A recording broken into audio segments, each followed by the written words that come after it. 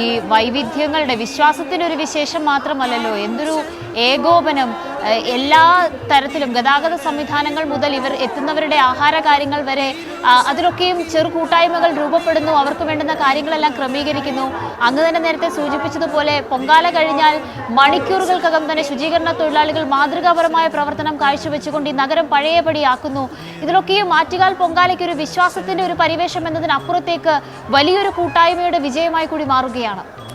തീർച്ചയായിട്ടും. അതായത് ഇവിടെ വരുന്ന ഭക്തന്മാർക്ക് ഒരുങ്ങുവാനും അവർക്ക് കുളിക്കുവാനും ഒക്കെയുള്ള സൗകര്യങ്ങളൊക്കെ ചെയ്തു കൊടുക്കുന്ന നാനാജാതി മതസ്ഥരാണ്. അപ്പം എല്ലാവരുടെയും ജനാലകളും വാതിലുകളും അതുപോലെ ഗേറ്റുകളും ഒക്കെ ഇന്ന് വിശാലമായി തുറന്ന് ഇട്ടുകൊണ്ട് എല്ലാവരും പരസ്പരം സ്നേഹിക്കുന്നു. അതുപോലെ ചെറിയ കൂട്ടായ്മകളെ പറ്റി നമ്മൾ പറഞ്ഞു. ഈ ഭക്ഷണം ഇവിടെ വരുന്ന ആളുകൾക്ക് കൊടുക്കുന്ന ഒരു വലിയ പുണ്യകർമ്മമായിട്ടാണ് ഇന്ന് അനന്തപുരിവാസികൾ കാണുന്നത്. അതുകൊണ്ട് തന്നെ ഇവിടെ ആർക്കും യാതൊരു റെസ്ട്രിക്ഷനുമില്ല. എല്ലാവർക്കും എല്ലാ വീടുകളിലും വേണമെങ്കിൽ ഒരുങ്ങാം. അതുപോലെ എല്ലാവർക്കും എല്ലാ സ്ഥലങ്ങളിലും നിന്ന് പൊങ്കാലയിടാം. അതിനുള്ള സൗകര്യങ്ങളൊക്കെയും ചെയ്തു കൊടുത്തുകൊണ്ട് അത് നാനാജാതി മതസ്ഥരാണ്. അപ്പോൾ അതിനൊരു വല്ലാത്ത താളമുണ്ട്. ഇവിടെ മതേതരമായ ഒരു സ്വപ്നം ഇവിടെ ഉറങ്ങുന്നുണ്ട്. അതുകൊണ്ട് തന്നെ ആറ്റുകാൽ അമ്മ എന്ന് പറയുന്ന കിള്ളിയാറിൻ്റെ തീരത്ത് വന്ന ആ ബാലികാരൂപത്തിന് ഒരു പൊതു സ്വഭാവമാണ് ഉള്ളത്. എടുത്തുകൊണ്ട് വന്നത് മുല്ലുവീട്ടിലെ കാരണവരാണെങ്കിലും അത് കൊണ്ട് പ്രതിഷ്ഠിച്ചത് ഈ നാടിൻ്റെ പരദേവതയായിട്ടാണ്. അതുകൊണ്ട് തന്നെ ഇവിടെ ഈ കാർത്തിക നാൾ തൊട്ട് തോറ്റം പാട്ടുകൾ പാടിയിട്ടാണ് അമ്മയെ സ്തുതിക്കുന്നത്. ഈ സ്വോത്രം പാട്ടുകൾ തന്നെയാണ് തോറ്റം പാട്ടെന്ന് പറയുന്നത്. അപ്പം അമ്മയുടെ ആ കഥ പറയുകയാണ്. അപ്പോൾ അമ്മ ഈ പാണ്ഡ്യരാജാവിനെ കൊല്ലുന്നത് വരെയുള്ള കഥ പാടി നിർത്തി ഇന്ന് അതിനുശേഷം മണക്കാട് ശാസ്താവ് അമ്മയുടെ സഹോദര സങ്കല്പത്തിലാണ്. അപ്പം ഈ പൊങ്കാല ഇപ്പോൾ ഒപ്പം തന്നെ ഇവിടെ കുത്തിയോട്ട വഴിപാട് ഉണ്ട്. അപ്പോൾ വളരെ വ്യത്യസ്തമായ കുത്തിയോട്ട വഴിപാടാണ്. ഇപ്പം വടക്കൻ ഭാഗങ്ങളിൽ അല്ലെങ്കിൽ മധ്യ തിരുവിതാംകൂറിലൊക്കെ ഈ കുത്തിയോട്ട വീടുകളുണ്ട്, അവിടെ ആണ് നടത്തുന്നത്. അപ്പോൾ അവിടേക്ക് ഈ കുത്തിയോട്ട ബാലന്മാരെ കൊണ്ടുപോയി താമസിപ്പിക്കും. അതായത് അമ്മയുടെ മുറിവേറ്റ പടയാളികളാണ് എന്നാണ് കുത്തിയോട്ട ബാലന്മാരെ വിശേഷിപ്പിക്കുക. ഇവിടെ അങ്ങനെയല്ല.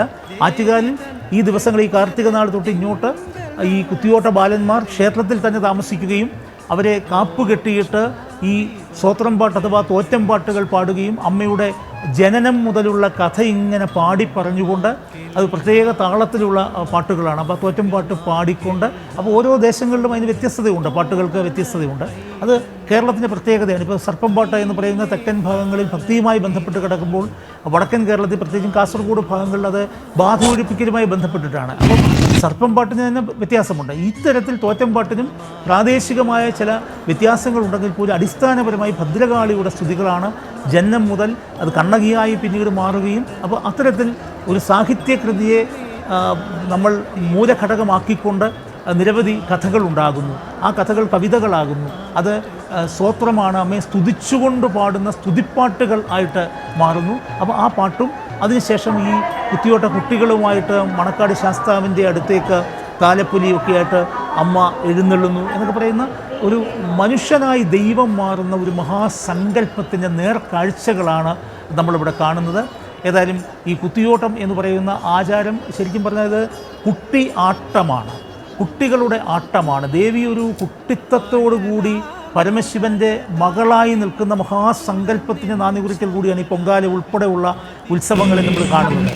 അതായത് ദാരികനെ നിഗ്രഹിച്ച ശേഷം കോപാകുലിയായി വരുന്ന ഭദ്രകാളിക്ക് മുന്നിൽ ശിവനും ഭൂതഗണങ്ങളും കൂടി പഞ്ചവർണ്ണത്തിലൊരു കളം വരച്ച് കാണിക്കുകയും അതിനുശേഷം ഈ ചെത്തിയ പാളയുടെ വെള്ളയും ചെത്താത്ത പാളയുടെ പച്ചയും ചണ്ണച്ചെടിയുടെ ചുവപ്പും അതുപോലെ തന്നെ ഈ ചെങ്കല്ല് പിടിച്ച നിറവും കരിപ്പൊടിയും ഒക്കെ ആയിട്ട് എടുത്തു വെച്ചിട്ട് ഒരു പഞ്ചവർണ്ണത്തിൻ്റെ ഒരു കോലം കെട്ടി ആടി എന്നാണ് പറയപ്പെടുന്നത് ഈ ഭൂതഗണങ്ങളൊക്കെ ആയിട്ട്. അപ്പോൾ അതിൻ്റെ ഒരു ഭാഗമായിട്ടുള്ള നൃത്തരൂപങ്ങൾ, അതിൻ്റെ ഭാഗമായിട്ടുള്ള പാട്ടുകൾ, ഇതെല്ലാം ചേരുന്ന സംഗീതവും നൃത്തവും എല്ലാം സമഞ്ജസം ചേരുന്ന ഒരു വലിയ കാഴ്ചയാണ് ക്ഷേത്രോത്സവങ്ങളിൽ, പ്രത്യേകിച്ചും ദേവീക്ഷേത്രങ്ങളിലെ പൊങ്കാല ഉൾപ്പെടെയുള്ള ഇവിടെ നടക്കുന്ന ഈ കുത്തിയോട്ട ഉത്സവം ഉൾപ്പെടെയുള്ള ഭാഗങ്ങൾ.